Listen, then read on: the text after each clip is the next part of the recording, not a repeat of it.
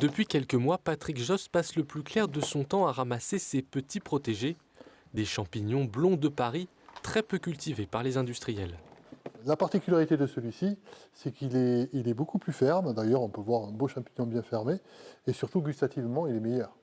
À tel point qu'il a déjà séduit les grands restaurants sartois, comme l'Auberge des Matefeux à Arnage.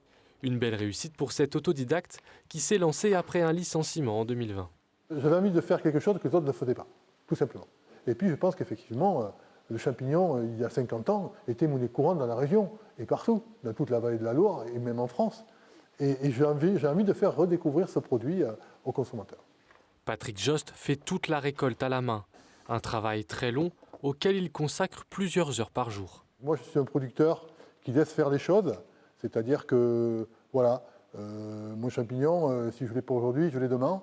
Donc il faut que le consommateur comprenne aussi que parfois, il n'y en aura pas. Et c'est déjà arrivé, et ça arrivera d'autres fois. Je suis un producteur sans pesticides, donc je ne veux pas utiliser de produits de traitement sur mes cultures, pour la simple bonne raison que, voilà, je trouve qu'on peut faire sans. La preuve, j'y arrive aujourd'hui. Chaque semaine, 500 kilos de champignons sortent d'ici. Et le petit blond de Paris n'aime pas attendre. À terme, le producteur aimerait donc embaucher. Il n'y a pas d'école, culture de champignons, c'est que du savoir. Et le savoir s'est perdu en France.